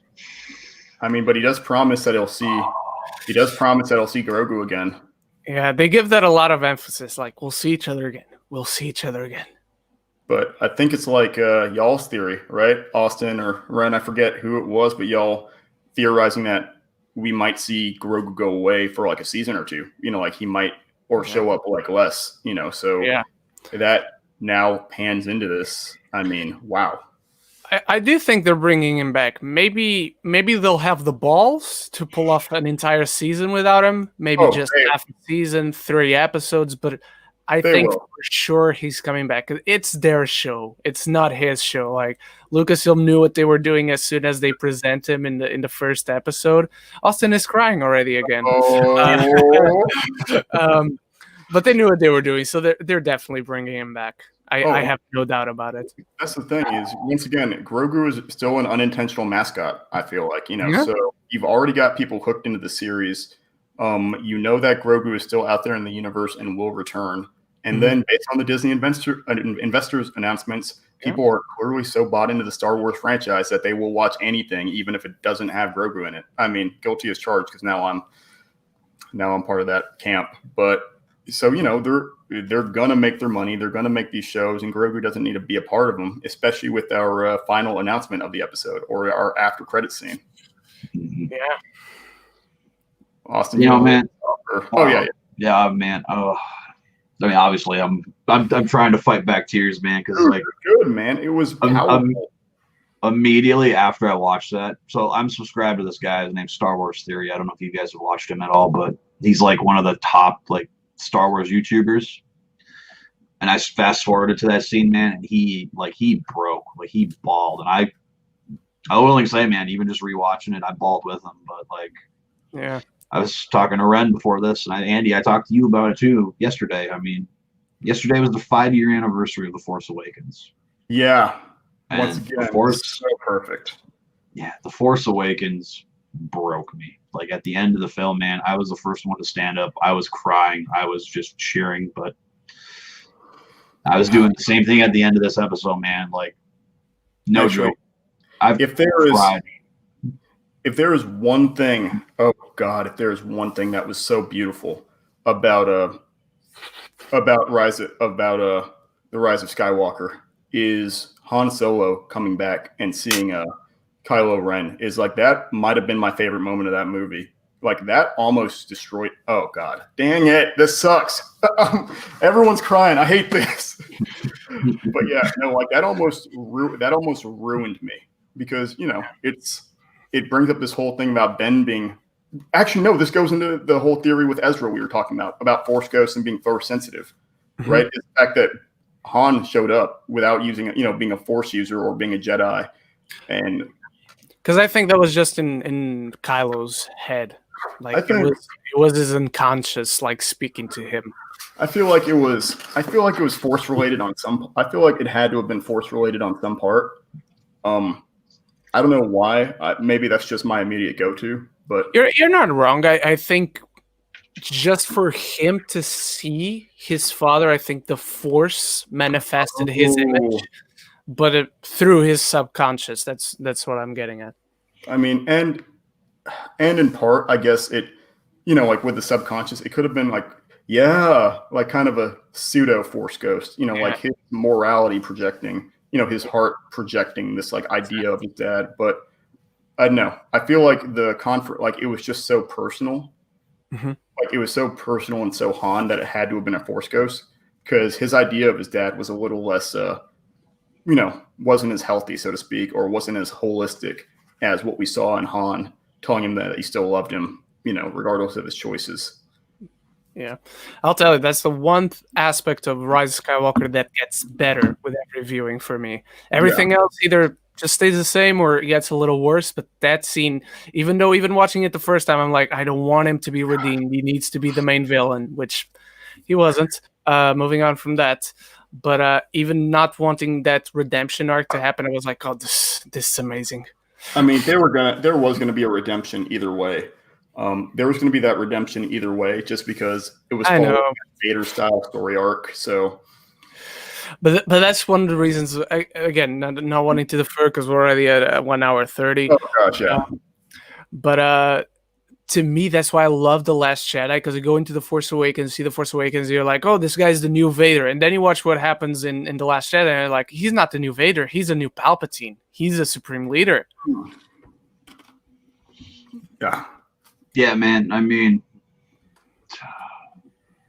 gosh, I'm gonna try and say this without getting emotional. Like I'm already fighting back tears again. But being a fan of this franchise for basically 20 plus years of my life, like there are only a handful of times I can say that I've gotten emotional watching any film, just period. Yeah. Like, and again, The Force Awakens did that to me 5 years ago.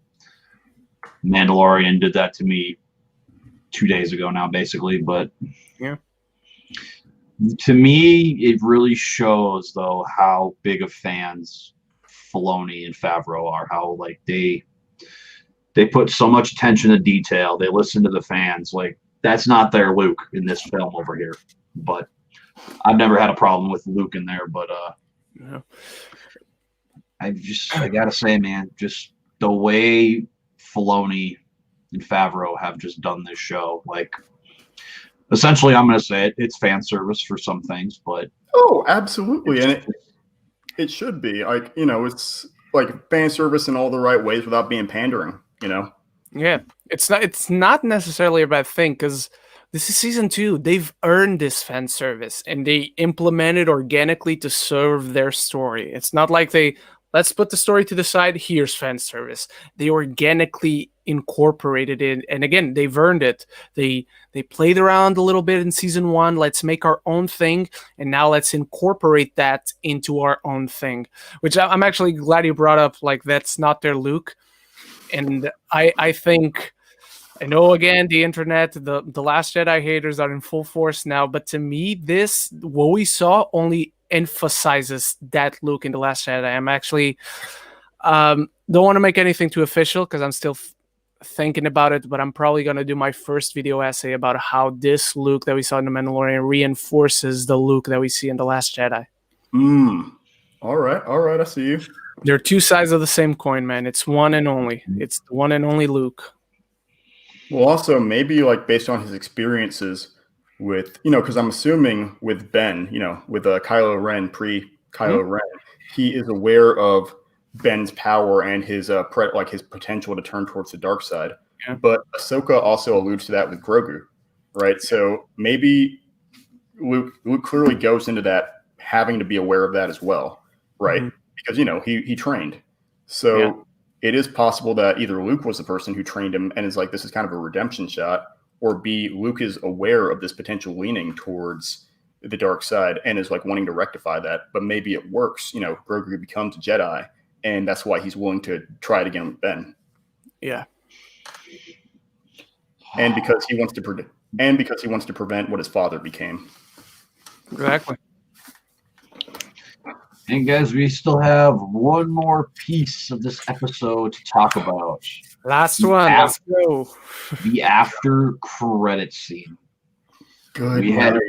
We head back to Tatooine, and we don't go back just to Tatooine. We get back to Jabba's palace. Gosh. Bib's palace now, sir. Yep. Which was, man, that was straight Return of the Jedi vibes. I mean, obviously, of course, the last 10 minutes of the episode was straight up Return of the Jedi, but the best movie, the best Star Wars movie. It's up there. I will say that. But we see an overweight Bib Fortuna, who, man, I literally thought died. I seriously didn't think he made it out of that sail barge when it blew up. Supposedly he died. If you go to the Star Wars website, it says he died. Someone needs to update that. Yeah, but then again, it says Palpatine died in the Death Star, so I mean, he kind of did. True. Kind of did, just not really did. But man, then Fennec makes her way down, just kills all the Gamorrean guards, frees up Twi'lek, and then all of a sudden, here comes Boba. Oh, Boba, I thought you died. Shoots Bib Fortuna, throws him down, and he sits on Jabba's throne, man. And Fennec releases his slave, right? Yeah, Fennec releases his slave girl. That was nice. The Twi'lek slave girl. She's Yeah. just grabbing a booze for herself. And Boba Fett is now the king of the underworld. Boba Hutt. Am I right? Boba the Hutt. The Boba father. That's what I came up with. Gosh. That was such a so that goes into, we were kind of talking about whether the series could be anthological, manthological, but but could be anthological or not, right? So this like confirms that, you know, it's the Mandalorian, but it can be about it is now about multiple Mandalorians, not just Din's story. I actually disagree. Actually, they just confirmed it earlier today. A former Lucasfilm concept artist named Paul Bateman. This show is going to be its own story.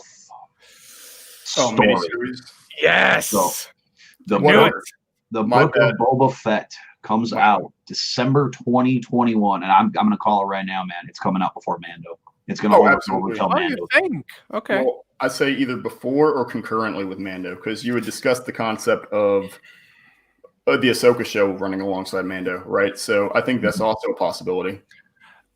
I actually think it's going to come after or concurrently, because they did say earlier, a bit before the second season came out, that the Global Bastard is not going to delay season 3. So if it comes out November, October next year, supposedly it's coming out November, October. But before, thank you, Austin, for bringing that up, that it was confirmed. I actually had a few theories about the confirmation why it is not the next season of Mando. The number one is just, I don't think they cheat us like that, because the show is called The Mandalorian, not A Mandalorian. Number two is what I brought up earlier, that characters in this show, and they give a lot of emphasis to it, they do not consider Boba Fett a Mandalorian.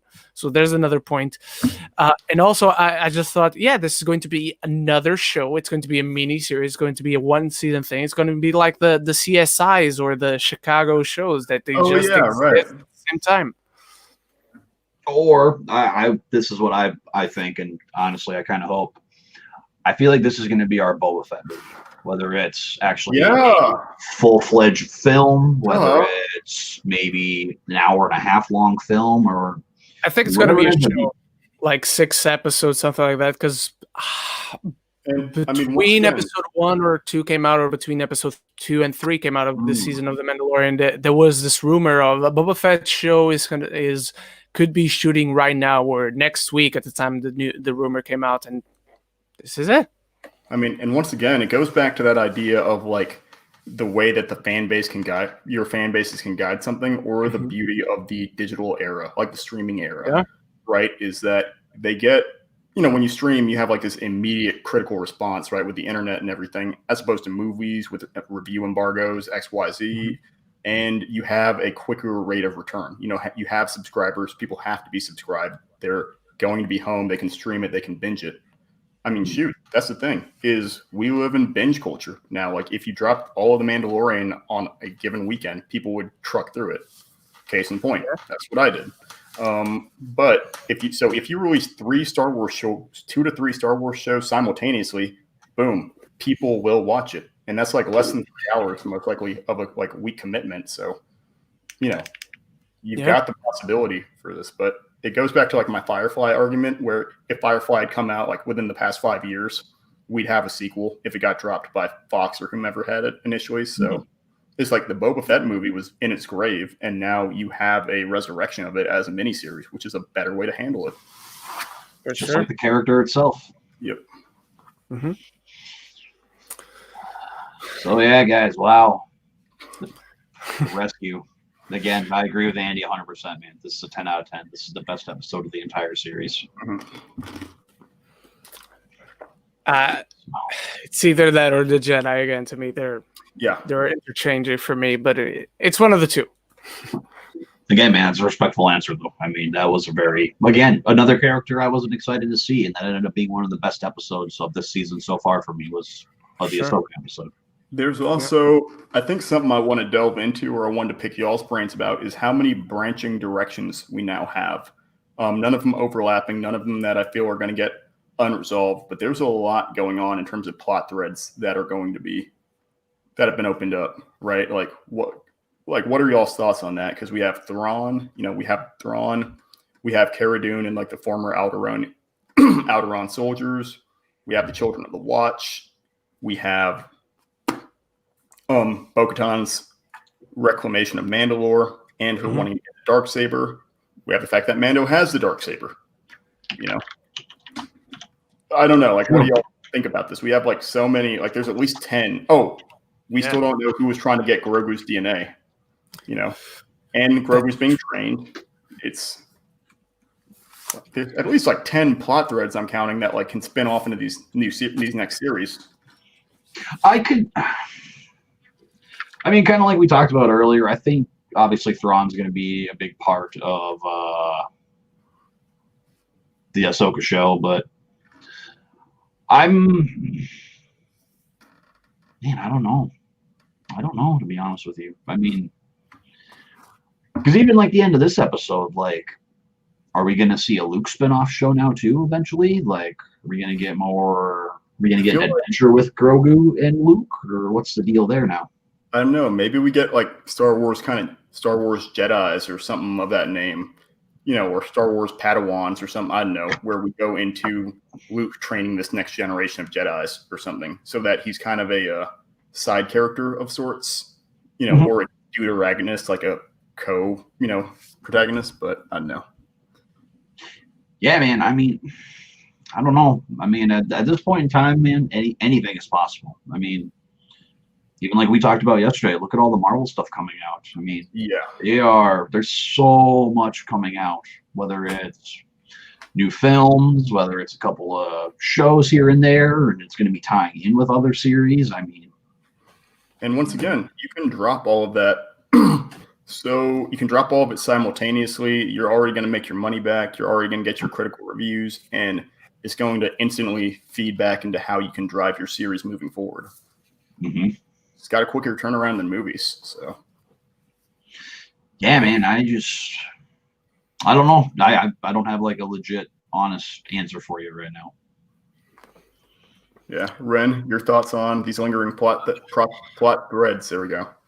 I think they can get to them all with all these series that are happening concurrently, and God knows who else they have planned that they haven't announced, because they didn't announce the Boba Fett show, and now it's right here. So who knows? I like the potential of let's say season 3, episode 4. Not Bo-Katan, but one of the X-Wing pilots come in and help him out on a mission, and they mention, I gotta head this way because I'm going to do this thing. And then the following episode of Rangers of the New Republic, we see them doing exactly that thing that they mentioned, and stuff like that. Them interconnecting, I love that potential of engaging you to follow all these shows. Yeah, because once again, you're just now, like, you guys have sold me on getting into, you've sold me and Austin into getting into Rebels, and you've sold me into getting into the Clone Wars series. It's backpedaling through content that I wouldn't have necessarily looked at twice, or that I have looked at, but just never wanted to make time for. There we go, is a better way to put it. I just brought up 2 random while you were gone, but with the ending of this episode, do you think we're going to be getting like a Luke spinoff show? Like a little mini series of that as well? Honestly, no.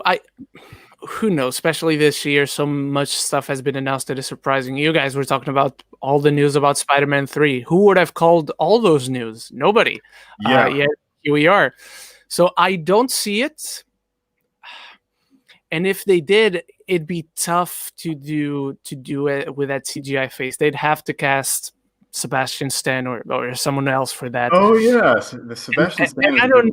And I don't know if they did this and it really felt like a treat.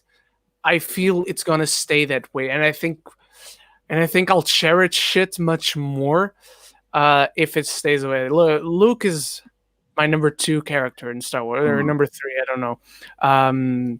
But he's one of the greatest heroes of all time. So if you do a show about him, of course I'll watch. Of course I'll be excited. But it will still be like, do we need it? Because supposedly it's just him training new Force users who are supposedly going to be Jedi, and we all know how that ends. So I don't know. Yeah, I just hope Kylo doesn't kill him, man. Won't. I'll tell you what, he doesn't kill him, because we're gonna get him back, because Kylo right now is 4 or 5 years old at most, so those events are like 10, 15 years away. And dude, no, they're like further out than that. Well, that re-emphasizes my points. Mandalorian is not gonna get that many seasons. It's not gonna get 15, 16, 17 seasons. Not with that attitude. Nice. So I don't know. I don't think we see that. But as I was saying, I'm sure we get him back. Maybe only in season 4 if they have the balls to do that. Which I don't think they will. I don't want him to have those balls. Because he even got supposedly, from what we understand, Grogu got a little training before the Republic fell. So he's got some amount of training. Maybe he just got one day, like Luke and Rey. Yes, people, Rey and Luke had the same amount of time. So if you complain about Rey not having any training, you got to complain about Luke not having any training. Because remember, that's exactly what Ahsoka was saying, is that he was trained. Exactly. But they kind of were fearful of his ability. He basically got kicked out because of his leaning towards the dark side of the Force. Yeah. It was problematic. And I mean, the kid is 50 years old, so there's so much backstory that hasn't been filled that I hope they pepper in, but don't fully delve into. And from what we know, they're afraid because the only other person of his species they know of is one of the top 3 Force users that there has ever been. Well, there's Yoda, and who else did you say? Yoda and it's got to be Yoda and Yaddle, but Yaddle is a fan of Madness, and she's gone. We never see her using the Force. Also, I think she dies in one of the comic series. I think she is, but I haven't read that personally. Also, we still don't have a name for Yoda's series. I mean, Yoda species. I wonder if that's going to be explored in these shows. I just need a name. Just make. I don't want a name, man. Cowards. I want it to stay, man. No, I'm sorry. I'm saying this: Disney Entertainment, all of Disney are cowards. The whole for not naming Lucas. If they don't name Yoda species, they're cowards for it. I agree with Andy. Or they're respectful of the Star Wars. Can you imagine bringing him back and it's he's safer with his species, and Mando has to find his species? If they're gonna do that, man, they gotta bring Lucas in for that. That's the only way I'm gonna be happy with it. That's the only way I will accept it. If it's just, I don't think it'll happen. But if Kathleen Kennedy says something "Oh yeah, they're called the blah blah blah," it's no. I don't want to find it out that way. I want to find out on the show. Or even Filoni, man. Even Filoni or Favreau. If either one of them could do it, I would accept it more, but I want it from Lucas, if anybody. Yeah, that also goes into my biggest argument, or one of my big arguments, once again, with the sequel series. Or, my bad, not even the sequels, but just the sequel and the prequel movies, is how much lore you needed from ancillary, how much mythos building you needed from ancillary Star Wars media, comics and books, other television series, is how much world building you needed from those rather than just the movies alone. Case in point, Darth Maul's character, is how little you get him built into throughout the entire trilogy versus Clone Wars and the comics. Good night. And the books. And Rebels. And Rebel. Exact. Thank you. But so they need to, for a show like The Mandalorian, it's up there. I would say it's up there in terms of popularity and viewability with the actual core Star Wars movies. So I think that would be the best platform for actually naming Yoda species if you're going to do it. Mm-hmm. Otherwise, Disney is cowards. Man. Well, all right, guys. I think we have pretty much covered everything there is about this episode.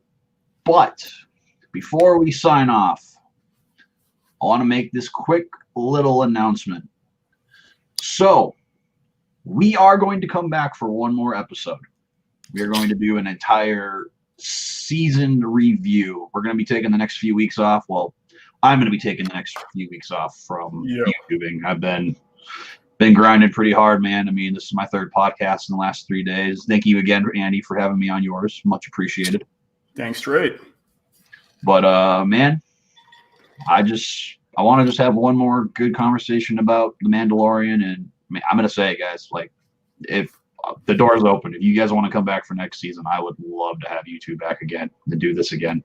Thanks, straight. I was just assuming we were. Oh, well, all right. Yes. But All right. Also to you guys, for all you guys who are watching, if not, guys, let's spread this around. For our final episode of the Talkalorian Live, I am going to post a link to that stream on my Twitter. We want to get 3 guests in to talk with us as well. So if you guys are interested, make sure you guys are following me on Twitter and keep your eyes out for that link. I'm sure I'll talk to you too. We'll come up with an actual date of when we will do this last episode of the Talkalorian Live. Yes. I would freaking love that.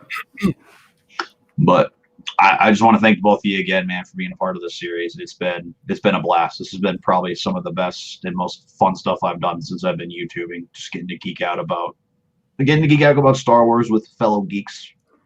Same, and anything else we tangent onto, apparently. Yes. We veered off lots of times, man, but they're always still fun conversations. So lovely, seriously. So yeah, guys, make sure you stay tuned. Again, just make sure you guys are following me on Twitter. Keep your eye open for that link. Kylo Ren down there with his lightsaber ready to go. And the Andalorian right here. I got to come up with something. Andalorian is good. I like that. I've got no Star Wars stuff, and my socks are over there. Dang it! Oh wait. Oh boy, Andy's ready. Here he goes.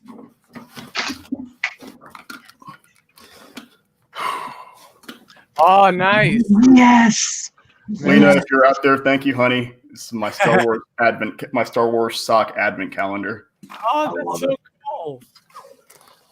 Yeah, man, nerds unite. I love it so much. Wonderful. Yes. So, all right, guys, that is going to do it for the season finale episode of The Mandalorian. And again, we're going to come back, man, a couple more weeks. So, and like always, man, make sure you guys follow Andy and Ren on social media and subscribe to their channels if you haven't already. With that being said, you guys, make sure you hit that like button. Subscribe if you haven't already. We'll see you in the next one. And this is the way. This is the way.